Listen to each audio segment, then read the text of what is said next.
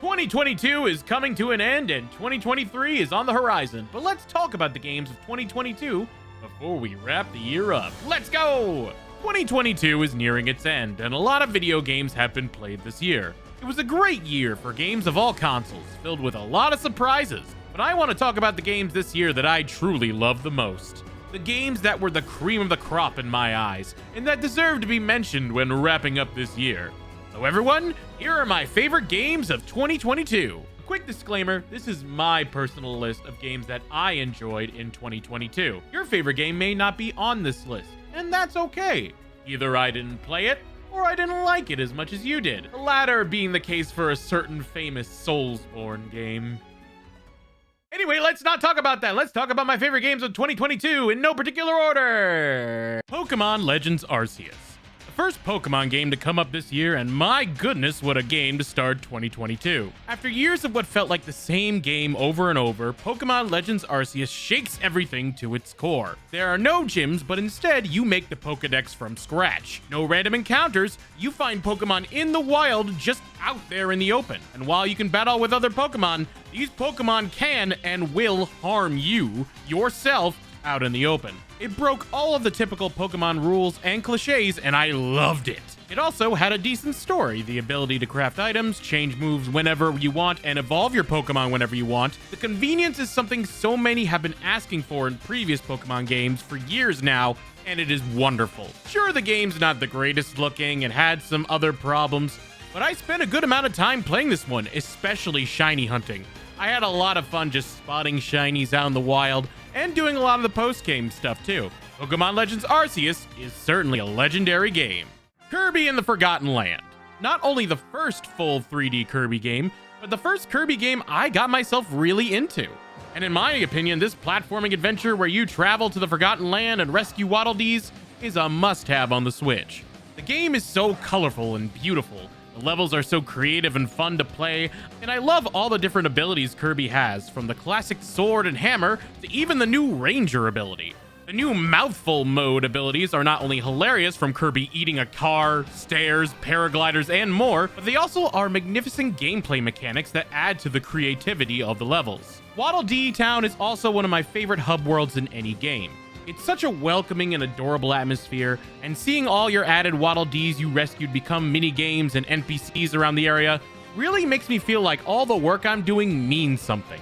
I love the visuals, I love the collectibles, the music in this game is magnificent, especially Day-to-Day's theme. Truly a bop. I really enjoy this game a lot more than I thought I would, and if you want to dip your toes into the Kirby franchise, this is an excellent way to start. Stray. This cute cat game took the world by storm. And honestly, I can see why. It's an adorable indie game where you play as an adorable feline. You can platform by jumping around just like a cat would. You can run around like a cat, interacting with items just how I imagine a feline would.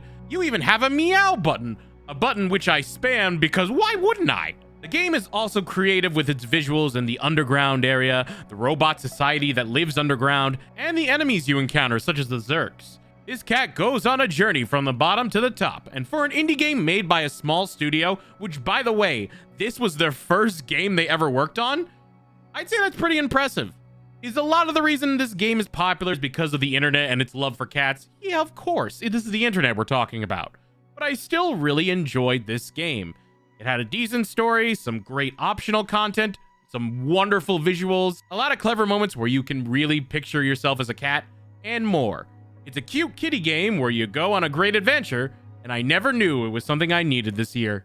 Cult of the Lamb. Am I putting this on the list because of the incredible Twitch integration? Maybe, but there's a lot of wonderful things about it too. Cult of the Lamb combines the action in a roguelike where you fight monsters and non-believers of your cult, with the Animal Crossing and Stardew-like gameplay of growing your cult from the ground up to grow into the most powerful religion in the world. This game is twistedly adorable, where you see these cute, adorable animals performing terrifying rituals and getting sacrificed to your vengeful god. Something I would expect from a digital Devolver game. You could even customize your cult by choosing ordinances and commandments to follow for your main followers. Plus, along with the 2 main game modes, you could fish, play dice games, collect items, and more. Even without any of the Twitch stuff, it's still a really fun game. And with Cult of the Lamb, joining a cult has never been more fun. Pokemon Scarlet and Violet. This game is very flawed. The graphics are glitchy and need an extreme fine-tuning, but I am still having a blast with this Pokemon game. It's an open world game and allows you to decide whatever you want to do. Whether you are fighting Pokemon in the gym, going after herbs guarded by the Titan, infiltrating the bases of the dreaded Team Star, or just going around and catching Pokemon. It's a lot of endless content to do, and the game allows you to do all of it in any order you want, whenever you want, wherever you want. I still haven't beaten the game yet, so I still have a lot to experience with the story. And again, the game is not perfect. It runs really badly sometimes. The fact that this game can come out in the glitchy state that it is a bit of a problem. But despite that, I still really love exploring the world of Pokemon. It does have its shortcomings, so it's pretty low on my list, but it still makes the list. The Stanley Parable Ultra Deluxe. I bet most of you forgot this game came out this year. I love this game, and it's worth talking about as it perfects the original game that came out years ago.